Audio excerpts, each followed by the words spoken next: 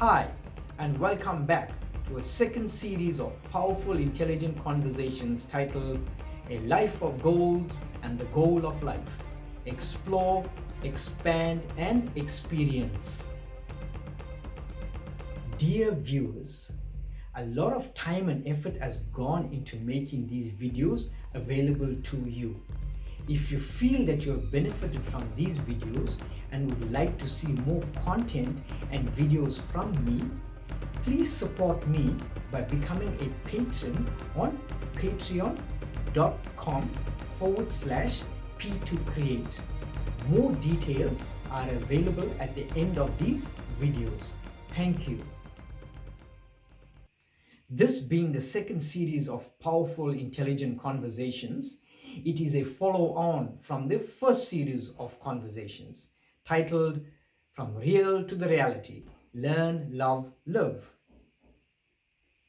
And if you've not watched the first series of conversations, then I suggest you to please watch and listen to those conversations, as it is a good introduction into these series of conversations.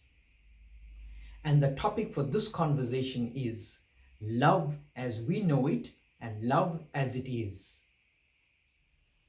Before we expand and explore this topic and also point out some tips for real life experiences, I would like to introduce the main topic, which is a life of goals and the goal of life.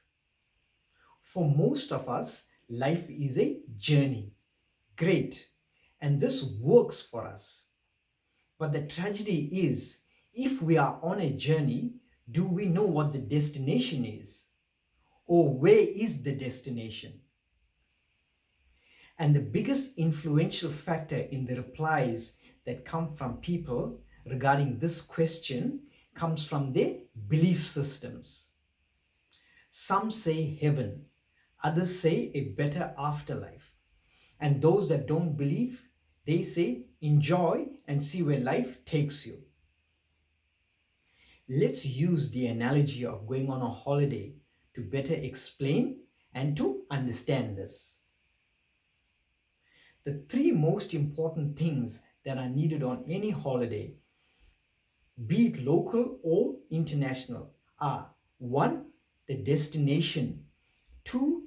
Finances or the means to pay for your holiday, and 3. A travel plan. And once the destination has been decided and the holiday booked and paid for, the planning process begins. Similarly, in life too, the destination needs to be known first, and then can we formulate a plan to reach the destination. In other words, the destination is the goal of life and the plan is a life of goals. Now, coming back to the topic of this conversation titled Love as We Know It and Love as It Is. As we explore and expand this topic, it will hopefully point you to the goal of life. And once the goal is known, then you can formulate a plan to attain or reach the goal. In the last series of conversations, I made mention that all of us are pursuing the world of things with the hope of attaining their highest experience or a permanent experience in the world of things.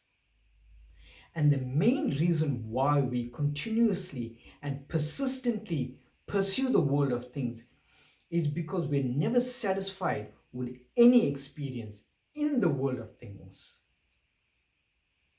In other words, we are desperately seeking and searching for a complete experience, a fulfilled experience or fulfillment, which is also referred to as a permanent state of joy. This permanent state of joy or fulfillment I refer to as self-love.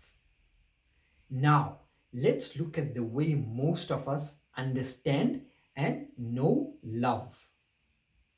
If the love that we know is real and true, then why do we continuously fall out of love? That's because it is not true love. It is attachment or infatuation disguised as true love. Then what is true love? True love is a non-dependent love or an independent love. Remember, you and I became seemingly dependent on the body and on the mind because of the resolve and the decision that was taken by the intellect. So, if you have to minus the mind and minus the body, then you and I exist as pure intelligence, not intellect, because intellect is the tool that understands intelligence. In other words, intellect is dependent on intelligence, and intelligence is not dependent on intellect. This non-dependent intelligence is the fountain of life. It gave rise to the intellect, and this intellect convinced you and I that we are the body and we are the mind. Let's go a little deeper. We use the word intelligence, or we say intelligence exists, is because of the intellect. We have an intellect, and the intellect can only understand intelligence. Therefore, we say intelligence exists. Now, remove the intellect and only I, the witness of the intellect, exists. And if we have to look carefully or closely into our mental workings, we would realize that we love ourselves the most. And in the conversation driving forces of the mind, we've learned that love naturally expands. And we know that the entire creation, including you and I, are expanding, which means that everything is love. Love is the only natural expanding force in the entire creation.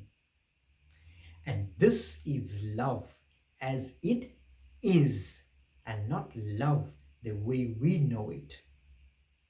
So therefore, seek and search for this permanent experience, for this permanent joy within the core of your own existence. Remember, it is beyond the intellect. I hope that we all now know what the goal of life is. The next step is to formulate a plan, which is a life of goals to attain the goal of life.